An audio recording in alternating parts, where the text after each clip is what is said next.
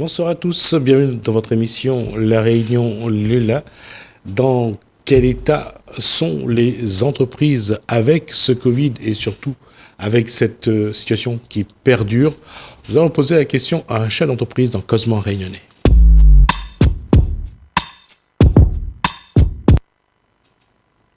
Bonsoir, Éric Marcelli. Bonsoir. Vous êtes toujours chef d'entreprise? Toujours, avec des hauts et des bas. Et j'allais dire, en 2 ans de Covid, en tout cas, le contexte sanitaire a quand même pesé sur les entreprises. Ben, exactement, puisque avec les difficultés qu'on peut rencontrer pour la mise en application du protocole sanitaire, fait en sorte que les gens ont quand même eu peur. Est-ce que je vais travailler? Est-ce que je prends des cours de conduite? Comment ça se passe? Et comment je m'organise? Il a fallu remettre tout en place une organisation de manière à satisfaire tout le monde. Et malgré tout ça, on a quand même une administration qui est là, qui nous fait défaut. Alors, on va préciser. Défaut, c'est-à-dire? C'est-à-dire que eux aussi, l'administration concernant du côté, on va dire, les entreprises, elle sait pas non plus où elle va vraiment. Surtout que dans notre profession, on adapte au jour le jour, tous les 6 mois, on adapte autre chose ou un truc comme ça. Donc, on peut pas se projeter dans l'avenir. L'administration, aujourd'hui, est aussi tenue par les décisions du gouvernement en matière d'entreprise, quand l'aide qu'apporte l'État à certaines entreprises, les contraintes nouvelles dans la gestion, l'entreprise, quelle qu'elle soit, a les moyens de s'adapter ou pas? Alors, vous avez parlé de gestion. Oui, aujourd'hui, il y a la possibilité d'avoir une nouvelle vision, un nouveau paradigme de l'entreprise. L'entreprise qu'on a connue avant le Covid, même avant, elle a la possibilité d'avoir une alternative aujourd'hui. Mais seulement, le fait d'avoir un manque de connaissances en tant que chef d'entreprise, on a toujours la tête dans le guidon, on n'a pas le temps de voir ce qui se passe à côté. Nous avons la possibilité, aujourd'hui, être vraiment un chef d'entreprise, gestionnaire de notre entreprise, et de regarder où on veut aller et avoir une vision à long terme. Le problème, c'est qu'on a tout confié à des personnes, on a délégué en fin de compte, que ce soit au comptable, expert comptable, au service juridique et autres, sans se préoccuper de notre entreprise. Les comptables font une comptabilité fiscale, et aujourd'hui, un chef d'entreprise doit optimiser fiscalement, de manière à ce que son entreprise lui rapporte. Il ne s'agit plus de travailler pour la peau patate maintenant. Et malheureusement, le fait d'avoir toujours la tête dans le guidon, on a du mal à voir ce qui se passe autour. Un chef d'entreprise est pris par les taxes, que ce soit la TVA, que ce soit la CET, qui remplace la taxe professionnelle, les revenus sur les bénéfices, et toutes les autres taxes qui s'ajoutent derrière, voire même les charges sociales patronales qui sont lourdes pour l'entreprise. Et comme le chef d'entreprise est toujours attaché, malgré tout, à sa sécurité sociale, nous avons la possibilité de les aider, de les accompagner fiscalement, et aussi socialement. Je ne parle pas du salarié, parce que le salarié aussi a toujours envie de garder sa sécurité sociale, mais je parle de profession libérale, auto-entrepreneur, chef d'entreprise. Garder, j'allais dire déjà, ce qui existe déjà. Oui. En tout cas, entretenir l'existant. Mais comment évoluer malgré tout? Parce que le contexte change, l'environnement a beaucoup changé et que le monde du travail a beaucoup évolué également. On a été maltraités, surtout ces derniers temps, je trouve. Oui. On a été maltraités dans le monde du travail.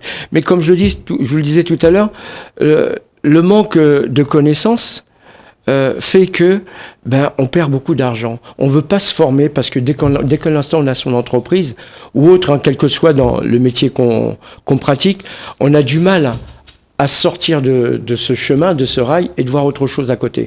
Donc ça fait que, on dit que j'ai pas le temps parce que ça va me coûter cher, je serai absent, je serai pas là pour faire avancer mon entreprise, etc. Donc il faut savoir dire, je perds 2 jours, 3 jours de congé, de travail pour améliorer mes connaissances, améliorer la gestion de mon entreprise, parce que nous sommes des commerçants avant tout. Cette prise de conscience, comment vous, en tant que chef d'entreprise et avec votre structure, comment allez-vous faire prendre conscience aux chefs d'entreprise qu'il n'y a pas d'autre alternative que de se renouveler, de se former de nouveau, de se préparer, parce que le marché du travail est en train de changer et que de toute façon ce contexte sanitaire l'a beaucoup impacté. Comment Éric Marcelli, sa structure et sa structure vont faire pour justement accompagner les chefs d'entreprise pour se préparer à cette évolution? Pour un changement, il faut déjà que le chef d'entreprise ait envie de changer.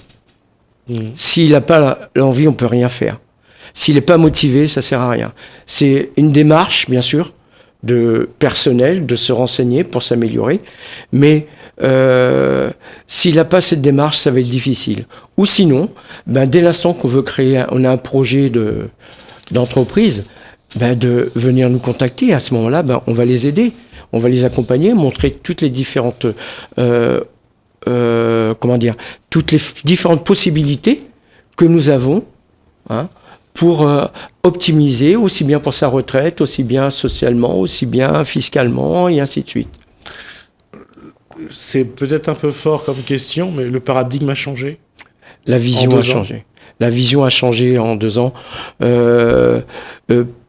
Je vois les gens, même les salariés, les distances qu'on prend par rapport à d'autres personnes, la formation même, puisque je suis dans le domaine de la formation de la conduite, les gens, pour tout ce qui est théorique, veulent prendre à distance, il y a cette peur-là, donc il faut renouveler, avoir un suivi par rapport à cette formation à distance, et ensuite, dans les véhicules, on est pressé de faire sa leçon, puis de partir, et il y a une préoccupation supplémentaire que de la conduite, quoi. C'est dans la tête. Comment ça se passe? Est-ce que je suis covidé? Est-ce que je suis cas contact? Aussi bien pour le formateur que l'apprenant. Là, c'est la santé qui prime avant tout. Oui, la santé qui prime avant tout. Et si la santé va pas, ça va pas dans la tête non plus. C'est ça la question. C'est comment d'abord faire en sorte que là, il y a une sécurité au niveau santé pour qu'ils aient plus à être perturbés par ça. Et ensuite, qu'ils aient tout le temps de se consacrer à leur travail. Alors, personnellement, je cherche ma vérité à moi pour la santé. C'est vrai que on entend aussi bien sur les informations ou quand on lit la presse, il y a telles personnes ont été atteintes et ainsi de suite. C'est ce qu'on nous dit. Mais moi, personnellement, je cherchais ma vérité et en cherchant sa vérité, on va trouver la solution dont on a besoin. Mais après, à côté de ça, qu'est-ce qu'on peut dire pour sa santé? Chacun doit prendre sa vie en main. Savoir ce qu'il veut. Oui, mais si psychologiquement, si mentalement, si même physiquement, la personne n'a pas les ressources pour ça, comment faire pour, justement, aujourd'hui, est-ce qu'il va être nécessaire d'accompagner certains chefs d'entreprise? Il y a des structures qui existent. J'en connais quelques-unes pour aider les chefs d'entreprise actuellement, dont une actuellement qui s'appelle la CASE. Et elle aide les chefs d'entreprise qui ont perdu leur travail, notamment les professions libérales, et des salariés qui ont été mis de côté, parce que ils refusaient soit le pass sanitaire ou le vaccin ou l'injection, je vais dire, parce que l'injection, d'accord, on va pas polémiquer, on va garder ça parce que on n'a pas encore vraiment tout vu ce qui se passe autour, et qui ont perdu leur travail, aussi bien des pompiers, des policiers, et ces personnes-là psychologiquement ne vont pas bien, donc on doit aider aussi ces personnes-là pour aller bien dans leur tête et continuer à travailler ou se former pour un autre travail. Sur ces informations-là, ça veut dire quand même qu'il y a eu déjà beaucoup de dégâts. Beaucoup de dégâts, psychologique, financièrement, hein, économiquement, et on le voit bien hein, sur notre petite île, tout ce qui se passe actuellement. Le chômage a augmenté, malgré tout ce qu'on dit, mais il y a des gens qui sont en formation, qui ne rentrent plus dans le cas des chômeurs. Mais tout est caché, tous les chiffres sont cachés, donc il faudrait avoir une véritable transparence qu'on n'a pas aujourd'hui. Et la confiance, on a perdu cette confiance par rapport à nos décideurs qui, un jour, c'est oui, demain, c'est non. Aujourd'hui, pas de masque, demain, on met le masque, pas le vaccin, on met le vaccin. Et tout ça fait en sorte que dans la tête des gens, on ne voit plus clair. Et puis, on a dit, surtout qu'on est dans la fatalité pour beaucoup de gens à La Réunion. Il y a une chose quand même il va falloir... c'est l'effort que chacun devra faire d'abord pour soi, parce que c'est peut-être le premier pas qu'il va falloir réussir, c'est se dire que on n'a pas le choix. Si on veut s'en sortir, il va falloir se bouger. Ben on peut bouger en dansant aussi, hein. Non, mais je comprends, hein, c'est juste une petite boutade. Oui, on doit prendre chacun notre vie en main, pas seulement pour nous, mais pour nos enfants et petits-enfants. Donc si on comprend pas ça, eh ben on va rester dans ce système, belé comme ça, mais contente à moins d'avoir 50 € par jour, et puis mais moi j'ai besoin de juste ça, et puis mais ça redait juste, je sais pas quoi ça m'a besoin, un nouveau téléphone ou autre, c'est tout. Mais aujourd'hui, il faut arrêter cette société de consommation, prendre sa vie en main, savoir où on veut aller, ne serait-ce que pour être salarié ou être chef d'entreprise. Des solutions existent, mais seulement c'est à nous de prendre le bon wagon. Être salarié ou chef d'entreprise, dans les deux cas, je crois que ces deux statuts aujourd'hui ont un poids pour l'individu. Ça pèse et c'est pas simple. Devenir chef d'entreprise, déjà, c'est quelque chose. Être salarié aujourd'hui, travailler avec d'autres, je crois que le Covid a rompu beaucoup de liens sociaux. Vous faites un oxymore en disant lien social, oui. Hein? C'est un oxymore, a rompu beaucoup de liens. Hein? Non, je mets liens sociaux exprès. Pourquoi? Je parle d'abord c'est les liens d'abord entre les individus.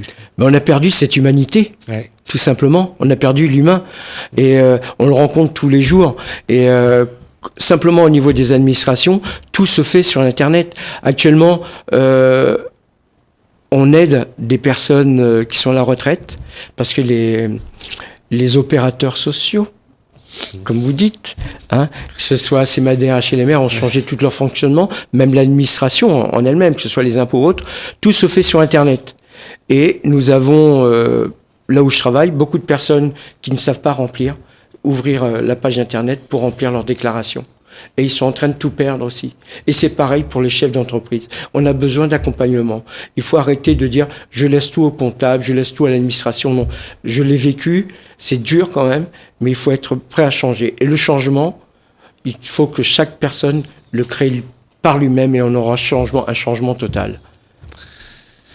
Changer, c'est ça la question. D'une certaine façon, on n'a pas vraiment le choix. Il y a un constat d'échec.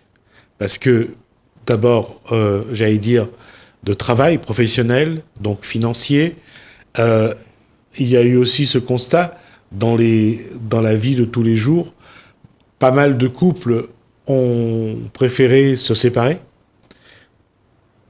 parce que le contexte a compliqué les relations humaines. Sur un plan purement pratique, beaucoup de gens, et ça, je peux vous le dire parce que j'ai échangé là-dessus pas plus tard qu'hier, c'est que beaucoup de gens ne vont plus chez leurs amis, chez leurs proches, de peur de les contaminer, de peur de se contaminer. Donc, quand alors je parlais de lien social qui s'est distendu, qui a même été rompu, c'est quelque chose de vrai. Et là aussi, on va s'amuser à le dire, Éric Marcelli. Vous allez voir vos proches comme avant? Alors, déjà, c'est plus comme avant. Maman, elle a 85 ans. Elle peut plus revenir à la Réunion pour des problèmes de santé. Et moi, je dis à maman, attends-moi. Quand la situation ira mieux, je viendrai te voir.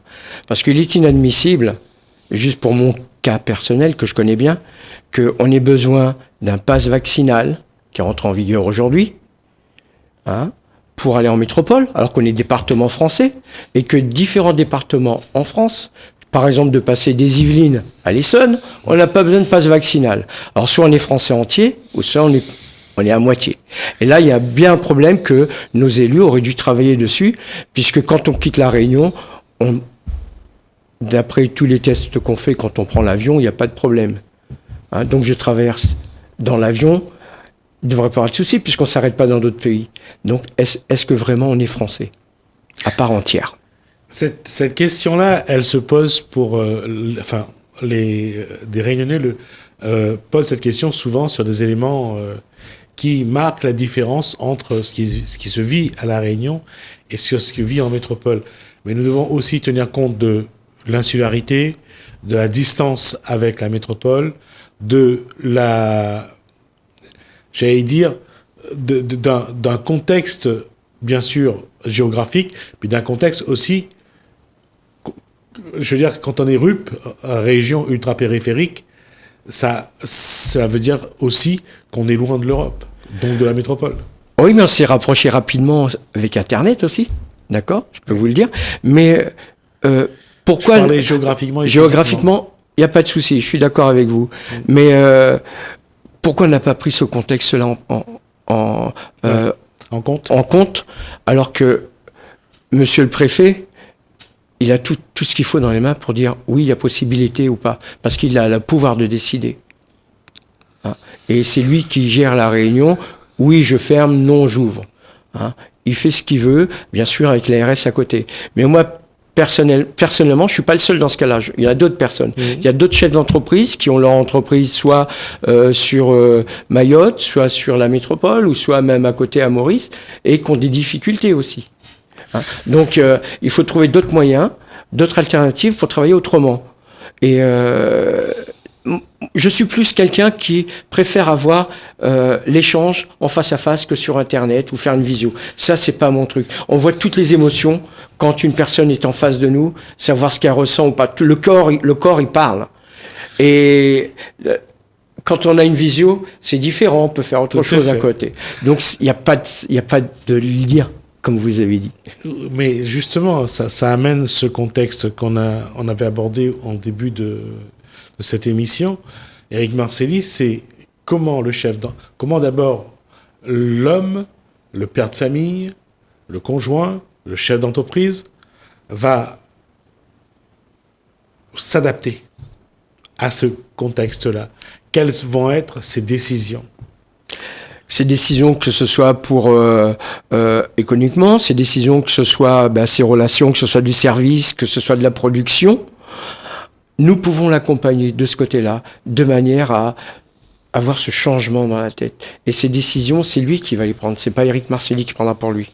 Éric Marcely prend les décisions pour lui, ce qui est bon pour lui. Mais seulement, on doit être capable d'aller voir ce qui se passe, ne pas se contenter de voir ce qui se passe à la télévision. On le sait très bien. Allez chercher sa vérité. L'histoire est quelque chose est une constante en fin de compte. Ce qui s'est passé il y a 1000 ans, ça revient automatiquement. On le voit actuellement. J'allais pas aller aussi loin. J'allais juste retourner à 30, 40, 50 ans en arrière. En disant que cette génération-là c'était des enfants de la terre. Des gens qui ont appris à travailler. Il n'y avait pas encore toutes les modalités d'aujourd'hui. Donc, il fallait aller à l'école à pied. Il fallait aller chercher de l'eau. Il fallait emmener les animaux au pâturage. Ça a façonné, j'allais dire, une génération. Ou voire 2 ou 3 générations. D'accord? La génération depuis 1990, ce n'est pas la même génération. Qui en est responsable? Je ne vais pas... D'accord? Oui, mais est-ce l'État ou est-ce une éducation qu'on n'a pas su donner à les enfants parce qu'on n'a pas voulu qu'ils souffrent? Moi-même le premier, j'ai pas voulu que mes enfants souffrent parce que ayant eu aussi une jeunesse difficile parce que nous étions 4 enfants et qu'il y avait papa qui travaillait, il fallait que tout le monde ait quelque chose. On vivait pas dans le luxe, mais il a fallu quand même se battre pour pouvoir réussir. Aujourd'hui, je peux dire que je donne tout ce qu'il faut à mes enfants, parce que je voulais pas qu'ils souffrent, mais on paye le revers de la médaille. On a créé des enfants du vide. Ouais. Ils n'ont aucune valeur. Donc ces enfants du vide, on n'a pas su. Non, on n'a pas su leur apprendre la valeur de ce qu'ils allaient avoir. Parce que pour compenser les souffrances qu'on a eues, parce que nous, on n'a pas reçu. C'est ce qu'on n'a pas reçu, on le donne à nos enfants. C'est nous qui avons des soucis. Et c'est ça, le problème. Et on a transféré à nos enfants les mêmes problèmes que nous avons eus. Oui, et voilà, donc ça vient de notre faute à nous. Exactement. Exactement. Les responsables, c'est bien nous. Ouais. On a beau mettre la faute sur l'État, comme on n'a pas su éduquer... On est les premiers responsables. Voilà. On n'a pas su apporter des valeurs, que ce soit des valeurs sportives, économiques, scolaires ou politiques même, hein, pour qu'on puisse avoir quelque chose, une ouverture d'esprit. Aujourd'hui, j'ai des enfants, même en cours de conduite, je leur dis, ne me croyez pas. Prenez votre vérité à vous sur la route. C'est pas la mienne qui compte, c'est la vôtre. Ouais. Sauf qu'aujourd'hui, la seule vérité vient de leur smartphone. Dommage. Ça, c'est la question. Merci Eric Marcelli. On reviendra sur cette évolution qui va être, de toute façon, qui est nécessaire. On n'aura pas le choix. On va voir un petit peu comment ça se fait dans la réalité. On aura l'occasion d'avoir d'autres personnes et avec vous pour voir un petit peu comment ça se met en place. Merci pour Merci cet beaucoup. échange. Merci à vous de nous avoir suivis. Merci Alain, merci François. Je vous dis à bientôt.